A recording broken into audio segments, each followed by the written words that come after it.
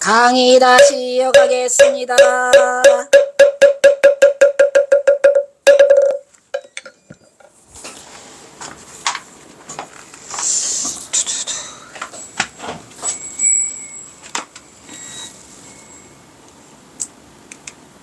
경어는 자신이 떠나면서 하나님에게 건넨 전별사에서 자신의 상징성을 이입해서 경어선사의 상징성은 영특한 학, 신선, 그 다음에 붕세를 드러내고 있는데, 즉 도는 세상과 따로 떨어져 고립된 존재가 아니며 세상의 본 모습 그대로가 바로 도라는 것으로 지금 막 붕세가 돼서 나는 어디로 가겠다, 천익을 들이우면서 궁바로 향해서 가겠다라는 말이죠. 삼수갑산 창천으로 나래를 펴려는 의지를 담고 있음을 알 수 있다. 이것은 역시 장자의 소요 유편에 있는 내용과 유사한 것을 알 수 있다고 지난 시간 앞에서 말했죠. 여기서 붕세는 한번 날개를 퍼덕이면 구만리의 장천인데 그것은 자유로운 존재. 경어선사가 여기서는 자유로운 존재가 되는 변화의 가능성과 실현을 의미한다고 하지만, 사실은 이거는 이제 전봉준 장군이 나타난 후에는 플러스 이런 자유를 추구하기 위해서 가는 것도 있지만, 지금 경어선사는 자유가 중요하지 않아요. 왜? 쫓기는 몸이 돼서 철봉이 뭐랬죠? 은닉, 은둔 해서 일본 놈들 문지기를 패해서 도망가야 하기 때문에 어쩔 수 없이 붕세가 돼서 간다는 그러한 슬픈 의미가 담겨져 있다라고 말했죠.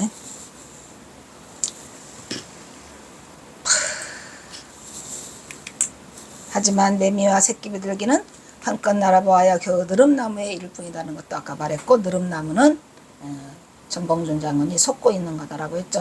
그래서 요거는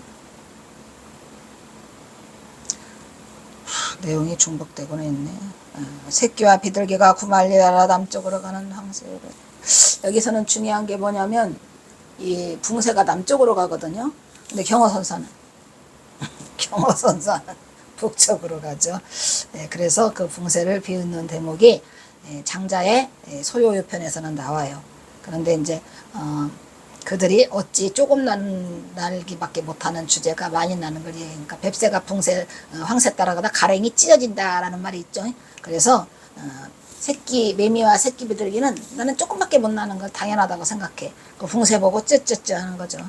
여기서 매미와 새끼 비둘기는 자신의 주변적 한계를 벗어나지 못하지만 경어선사는 완벽하게 벗어나려고 하는 통속적인 인간의 모습을 하지 않고 깨달은 자의 모습이죠. 사실 지난 시간에도 말했지만 경어선사가 삼수갑산을 향해 갔다는 것 자체가 일반인 사람으로는 절대 흉내낼 수도 없고 할 수도 없는 경지예요. 애초부터 전봉준 장군을 돕는다는 자체가 이거는 간이 배 밖으로 나온 거죠. 전봉준 장군을 돕는다는 것 자체가 내가 나는 꼬리를 지느게 묻고 담고 그래 끌고 다니기를 좋아한다라고 했기 때문에 경어선사의 그릇으로는 어찌 보면은 경어선사의 그릇으로는 전봉준을 만난 게 당연한 것 같아요. 그럼 누가 더 이득이요? 전봉준이 이득이요? 경어선사가 이득이요? 전봉준이 이득이죠. 어디서 경어선사 같은 그 지혜로운 자를 현자를 만나느냐 이런 말이요. 그러니까 맨날 저기를 보내가지고 집사를 보내서 맨날 뭘 물어요. 그러니까 경어선사 그 서간문에 뭐라고 돼 있죠? 뭘 물어오대. 병법은 딱 써 있어요.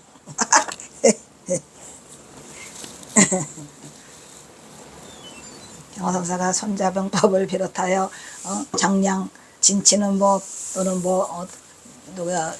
제갈공명 진치는 법 이런 거 다 한다 그랬죠. 그게 너무 많이 알으니까 경어선사도 이제 공부를 했잖아요. 그러니까 병법은 물어오되 자주 고하지는 마십시오 라고 딱 써놨어요. 그 서간문에다가. 너무 자주 물으니까 아파 죽겠는데. 근데 그때의 그 김태읍 스님이 쓴 인간경의 평전에 보면 경어선사가 그 진치는 법을 쫙 마당에 그 마루에다가 펼쳐놓고 그걸 하면 지나가던 제자들이 그걸 물었대잖아요. 스님 어디 전쟁터 나가세요? 아니 왜 스님 그런 거 하세요? 이것도 번뇌마을 싸우는 것에 가장 중요한 법이란다라고 한 것처럼 뭐 어느 절에서도 이걸 하셨던 것 같아. 대중들이 있는 데에서도 이 병법을 연구하신 것 같아요. 그러니까 이 경허선사는 이미 자기 자신이 그러한 능력이 있다는 것을 알고, 전봉준은 또 날개를 달듯이 경허선사가 옆에 있고, 뭐 전봉준 옆에 경허선사만 있었습니까? 송희옥이라고 경허선사 작은아버지 그냥 비서실장으로 갖다 놓고 정백현이하고 송희옥이가 비서실장으로 유명했죠. 그러니까 그렇게 다 이렇게 좌부처우부처로 갖다 놓으면서 이 전봉준 장군이 동학농민의 거사를 하기 시작했는데, 또 굳이 또 거사의 실패를 따지자면 경허선사가 말한 대로 안 들어먹어? 이 인간이 왜 안 들어먹어? 예, 거사 날짜, 거사 시기, 거사 장소 이런 것들을 많이 이렇게 물어왔는데도 불구하고 경허선사가 남쪽의 묘종에다가 찍는다고 하잖아요. 근데 참 트릭도 기가 막히게 잘 썼어요. 다른 사람이 볼 때 걸리면 큰일 나니까 그렇게 걸리지 않게 남쪽에다가 찍는다라고 해가지고 공산이라고 딱 해놨잖아요. 근데 이 공산이라고만 쓸 때도 이미 경허선사는 전봉준 장군과 그 공산이 어디인가를 알았던 것 같아요. 왜? 그때 제가 말했잖아요. 그 무안 말고 어디요? 거기 장흥 보림사 옆에 무슨 절이죠? 그 절에서 만나잖아요. 다 경허선사가 거기 다녀가면서 쓰신 거를 그 비로 해놓으셨더라고. 놀라운 일이죠. 그게 참 뭐죠? 그가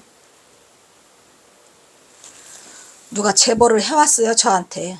에이씨, 어쨌든 제가 거기까지 갔는데, 일법 스님이랑 여러분이 같이 갔는데, 가니까 마침 그날에 또 동학농민 그 제사를 지내는 날이더라고. 오 마이 갓, 운명이라는 건 이상한 것 같아요. 아무래도.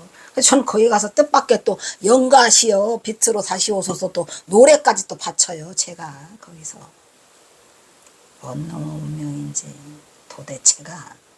그래서 거기가 이제 전봉준 장군이랑 경허선사랑 또 아까 말한 배상옥이랑 다 만나서 거기가 엄청나게 또 전적지로 치열했다고 합니다.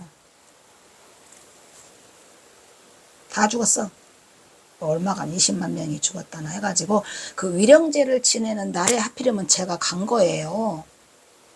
그 참 운명도 이상하더라고. 그래서 이제 뭐 님이시여 해갖고 노래를 또 해서 갖다 바치고 불러드리고 한 그런 기억이 나는데, 아무튼 전봉준 장군은 과 경허선사는 운명적으로 만나서 꼭 거사가 성공했어야 되는데 하지 못해서 우리 남아있는 우리 후학들은 슬픔에 잠겨있지요. 슬프지 뭘.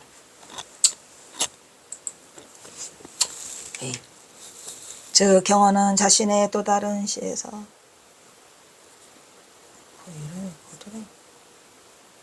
장흥부용사인가? 장흥부용사가 있어요? 까지 찾아볼래. 그 스님이 나한테 그것도 보내왔는데, 부용사 있냐? 있다. 부용사, 장흥부용사. 동학농민의 동학군 최후의 격전지로 유명하다고 합니다. 아이고 징글징글해.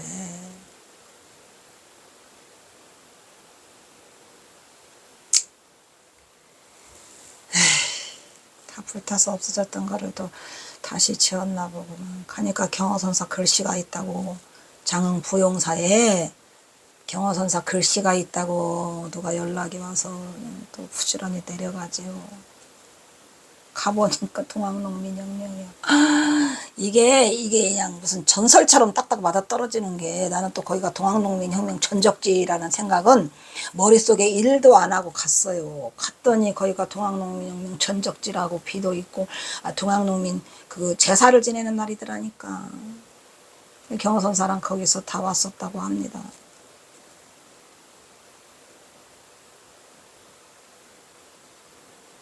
거기 용산면 부용사더라고. 용산면 부용산 부용사, 장흥 부용사.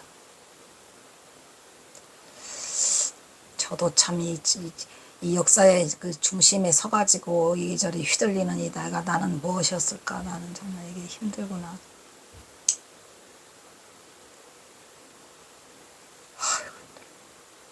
이 가보년에 동학농민 때 불 다 없어져가지고 그게 큰 절이었었는데 절이 크지는 않더라고요. 근데 그 스님이 또 아는 분이더라고, 다행히 가니까. 그래서 또 정성 들여서 그렇게 동학농민 그 제를 지내주고 계시다니 얼마나 좋아요. 그리고 거기 신도들도 좀 와서 그걸 하시더라고. 그래서 또 그거 다 해드리고.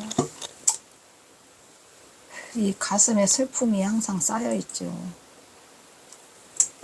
그래서 경호는 또 자신의 또 다른 시에서 자기를 붕세로 그리고 이 시 말고도 다른 시에도 붕세라고 경호선사가 많이 그리고 있죠. 세속에서 보낸 긴 세월이 너무나 아깝다.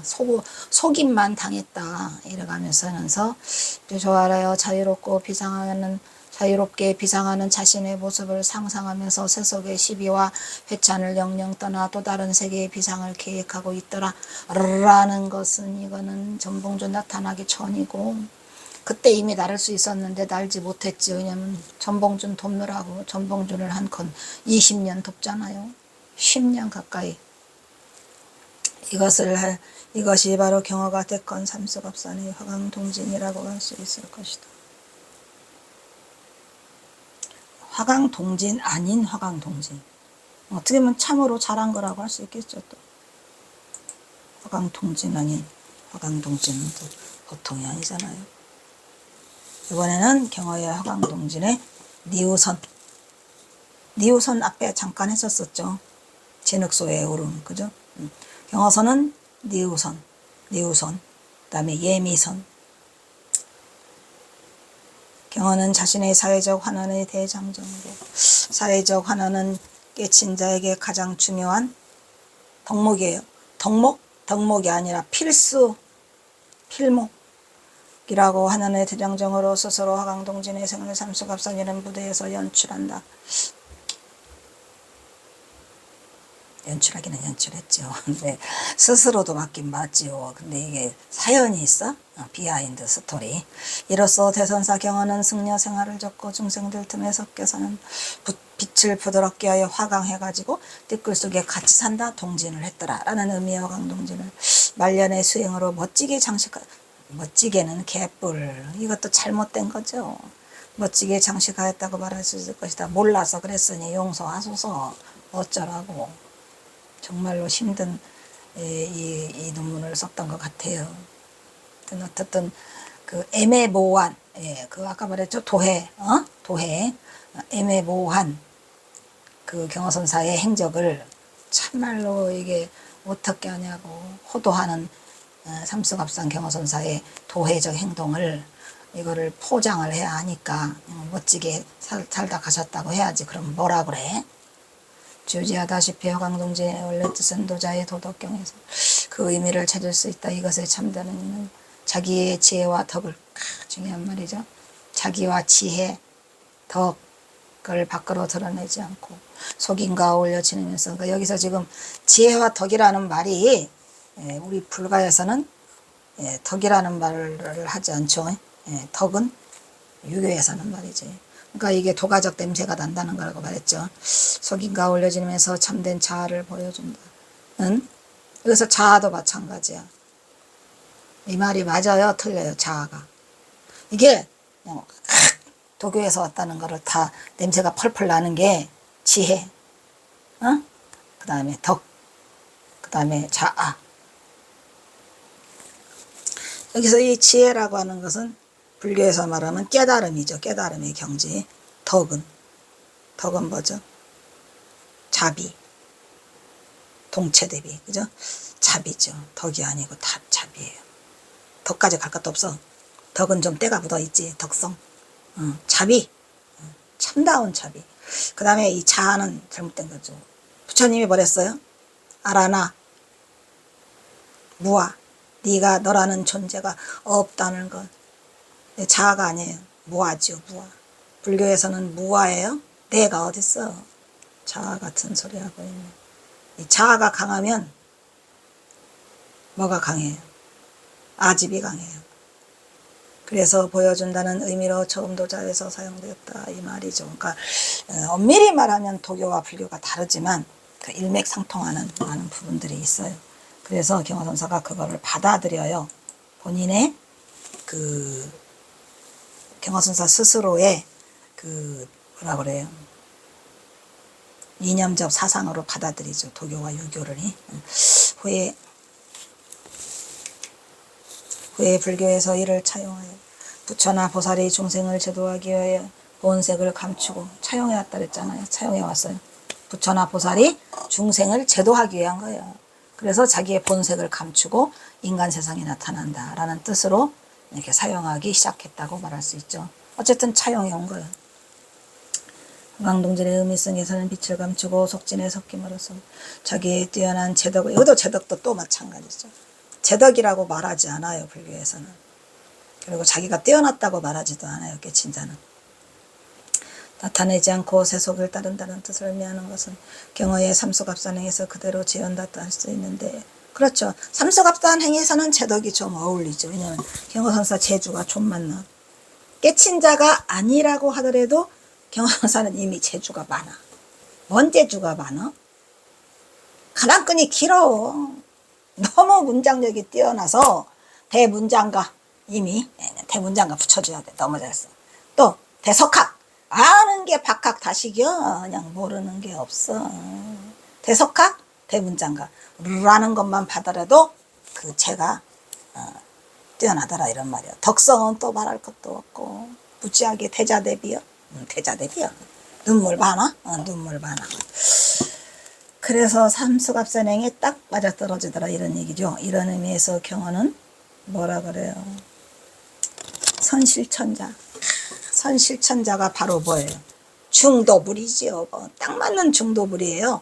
경어선사는 이론적으로는 중도를 깨우쳤고 실천적으로는 불의를 실천하셨고, 그래서 중도불의가 경어선사에게 딱 맞는 말이다 이런 얘기죠. 그래서 제가 박사 논문 제목이 뭐시여? 경어의 중도불의 선사상 연구야. 오냐? 선자를 빼라가지고 그냥 빼기는 뺐지만 어쨌든 중도불의 사상 연구. 따라서 화강은 빛을 부드럽게 한다는 뜻이고 동지는 세상 사람들과 함께 한다는 것을 말하는 진정한 의미를 경어는 몸으로 재현하고요. 몸으로 재현, 몸으로 구현했다는 점에서 진정한 중도불의의 실천가죠. 경어의 존재감은 삼수갑산에 묻혀버렸어요. 그 부드러움 속에 스며들었다고 볼 수 있다. 경어선사가 열반에 들어서 갑상군 옹이방 토화동에서 글방에서 세상과 영면에서 천화하실 때까지 경어선사의 존재를 알았어요, 몰랐어요? 아무도 몰랐어요. 무엇이요? 박진사지 뭐. 아니? 박진사. 박난주 선생. 그래서 박난주 선생인데 왜 남의 묘를 뺏어 가려고 해서 싸우죠? 철저한 이 삼수갑산행은 철저한 화강동진과 철저한 이래중행과 철저한 입선수술을 행하기 위해서 옆 사람도 옆에 있는 성인도 모르게 하라고 그랬잖아요. 이래중행이. 그렇게 하고 가신 것 같아요. 대단하시죠? 대단하셔요. 자, 그 다음에 이거는 또 뭐냐. 즉 이러한 의미는 경어가 간직하고 있는 자체발광. 자체발광이 뭡니까? 드러내지 않으려고 해도 그냥 빛이다. 빛이다. 자북사에 갔더니 누구요? 수월이 그냥 이 7년 동안 그냥 북으로 경어선사를 찾아 헤매다가 갑상군 북부리에 있는 자북사에 왔더니 소문이 파다해. 어떤 노인네가 있는데 문장력은 끝발리고 그냥 아주 그냥 광채가 눈에서 빛나고 보통 기골이 장대한 게 아니고 그 기계가 장궁처럼 말할 수 없더라라는 자체 발광을 하고 있더라 이 말이죠. 경어선사가. 그래서 수월이가 단박에 알아들었어요. 아, 이거 경어선사다. 그래서 거기에 마침 불공을 왔던 김탁의 부인이 경어선사를 안다 해가지고 그 글방으로 유도를 하죠. 그래서 웅이방 토하던 글방까지 그렇게 모시고 가는 그러한 게 있는데 자체 발광이요. 자체 발광에 빛내는 지혜 같은 것을 내세우는 일이 있어 없어? 없어. 그래도 다 알아. 우리가 왜 송곳은 감추어도 뾰족히 드러난다고 하잖아요. 그게 그 말이에요.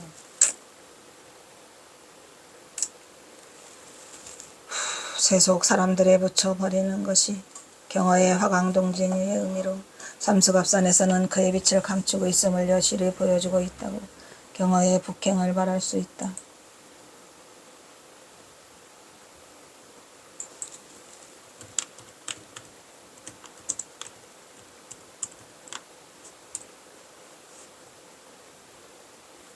배고프네.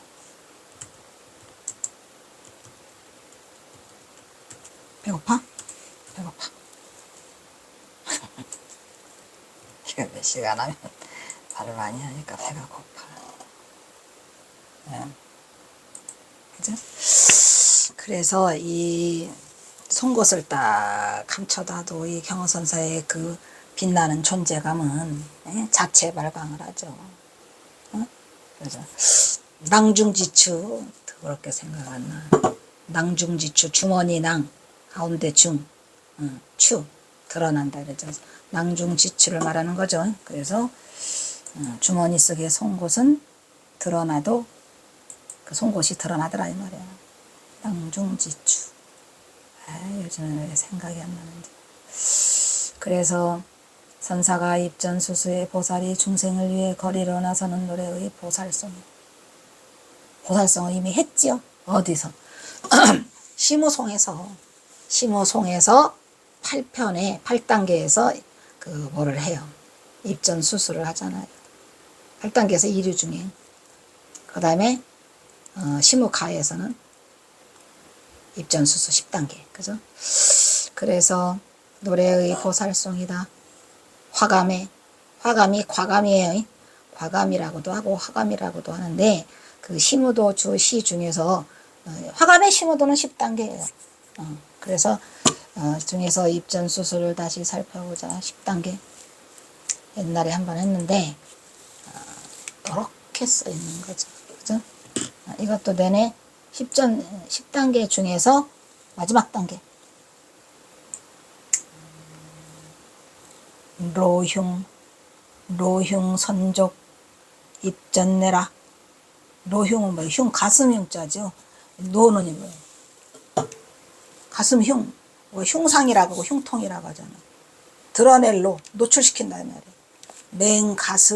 가슴을 드러내고 맨발로 이거지 선족이니까 맨발로 입전 저작거리로 들어간다 원래. 맨발로. 보통 입전수수하는 거는 우리가 그림에 보면은 전부 다 가슴을 드러내요. 그죠? 이 가슴을 드러낸다는 건 뭘 의미할까요? 다 까발렸다. 그리고 맨발. 나도 맨발 엄청 좋아하거든요. 맨발이야 지금도. 바깥에 다 맨발로 돌아다녀요 동네를. 누가 미친년이라고 할까봐. 새벽하고 밤에만 하는데 이 맨발로 걷는 게 너무 좋아요. 기분도 굉장히 좋고 건강에도 좋다 그래요. 특히 비 올 때 이 맨발로 걸으면 기분 짱이죠. 맨가슴 가슴을 드러내고 노흉 선족 맨발로 마을로 들어가니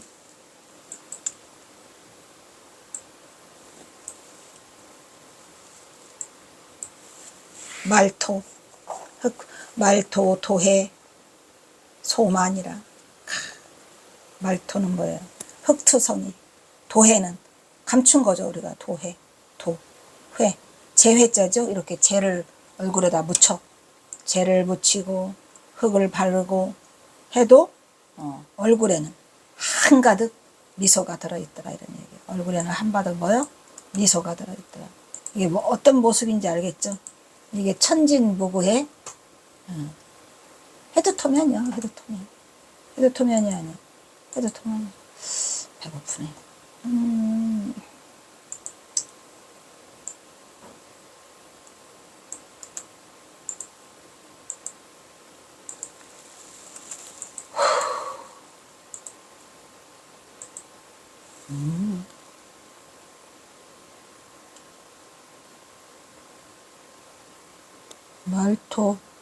말토 도의 대수탄이 이거 전부 다 입니 입수 화강동진에 다 나타나는 말이죠. 회두토면 말토 도해 대수탄이 했죠. 물에 물 탄데 물 속에 섞이는 거 그죠? 입니 입수 진흙에 섞여서 진흙에 섞이고 물에 섞이고 지난번에 했죠. 이게 전부 다 화강동진을 나타내는 말. 회두토면 말토 도해 대수탄이 입니 입수 이거 전부 다 똑같은 말이죠.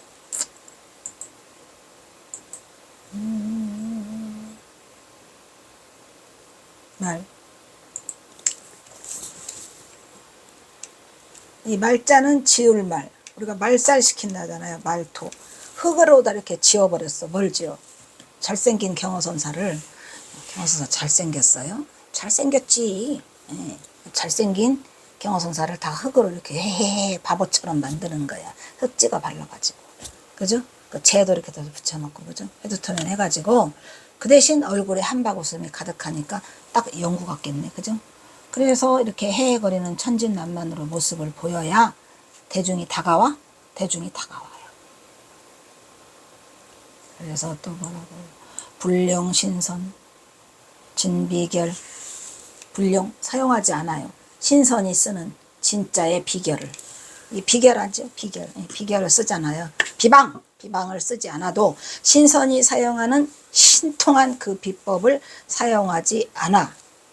그냥 이 재 속에다 묻혀가면서 얼굴에 흙 발라갖고 전부 다 본 모습을 지웠는데도 신선이 사용하는 그 신통한 비법을 사용하지 않아도 어떻게 돼? 그렇지, 멋있는 말을 하고 있죠. 직교. 당장에 가르침을 줘. 고목나무에. 직교, 교목, 고목. 고목나무에서 뭐 방화개. 꽃의 향기를, 꽃을 피우게 한다 이런 말이에요. 고목나무에 꽃 폈다는 얘기죠. 멋있어요? 마른 고목나무에서 꽃을 피게 하는 그러한 신통한 재주를 뭐가 갖고 있더라. 이 화강동진을 하면은, 회두토면을 하면은, 뭐 말인지 알겠죠? 말토도예를 하면. 그래서 이게 뭐냐면은 굳이 신선의 법을 사용하지 않아도 중생과 어울리면서 그들을 제도한다. 꽃이 피게 한다. 여기 고목나무에서 꽃이 피게 한다는 이 고목나무는 뭘까요? 다 죽어가는 중생들이지 뭐, 마른 고목에서. 그래서 이게 깨달은 자의 마지막 코스, 즉 필수 코스라 그랬죠. 덕목이 아니에요. 덕목이라고 하면 안 돼. 필수 코스야. 필수 코스. 들어갔어. 다 줘버려. 에이.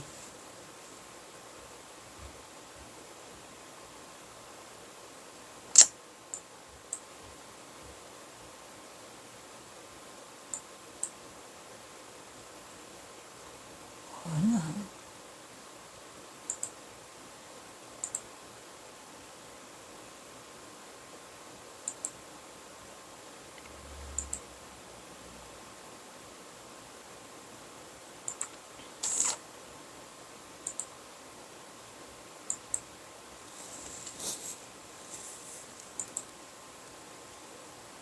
이거는 뭐라고요?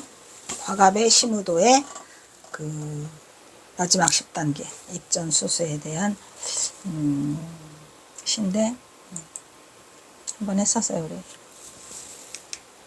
이처럼 화감의 입전수수는 경어의 뭐야? 변장. 아까 변장한다고 했나요? 안 했나요? 머리를 기르고 장발을 하고. 그래요 안 그래요? 변장을 어떻게 했죠? 얼굴에 바르고 회두터면 했는데 뭐 남들이 모르게 했는데 변장을 해서 머리를 기르는 거예요. 경호사 머리 길렀나요? 네. 경호선사는 남쪽에 있을 때도 머리를 좀 이렇게 짧게 하지 않았고, 왜? 변장하고 싶어서. 뭐 그때는 그 회두터만을 하고 그 입전수수 하려고 변장을 한 게 아니라 일본 놈들한테 어떻게 좀 맨낯을 다 이렇게 드러내면은 안 좋을까봐 뭐 그러지 않았을까라는 생각이 들어요. 머리를 약간 길렀죠. 빡빡 밀질 않고. 그래서 변장 유발이 뭐예요? 머리 기른 거. 삶이 바로 동체대비. 아까 말했죠? 동체대비. 왜냐면 걔네는 뭐라고 그래요? 덕목이라 했는데 우리는 동체대비. 대자대비니까 이 화강동진이라고 하는 것은 같은 맥락으로 이해할 수 있다고 본다. 여기서 경어의 조용한 은둔. 아까 은둔은 뭐랬어요? 철봉. 은둔을 대조하는 긍정적인 측면에서 이 조용한 은둔이 사실은 이렇게 우리가 이 전봉준자군을 몰랐을 때 이제 은둔이라고 말하기에는 뭐 때문에 은둔하지? 교사가 왜 간 거야? 쫓겨간 거야? 그게 아니고 그냥 화강동진을 하러 갔는데 조용한 은둔으로 해서 이 화강동진을 끌어오다 보니까 긍정적인 측면에서 관조하는 그 은둔이 있더라 이런 말이죠. 이 조연현이가 이게 그분 아닌가?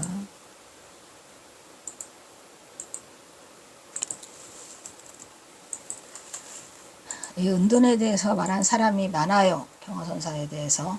그렇구나. 사람 이름이 은둔. 누구 은둔 여러 가지 은둔이 있어요. 경허선사에 대한 것을 많은 사람들이 얘기한 부분. 그는 진정한 은둔은 이 조연현이라는 사람이 아마 시인일 거예요. 시인이요?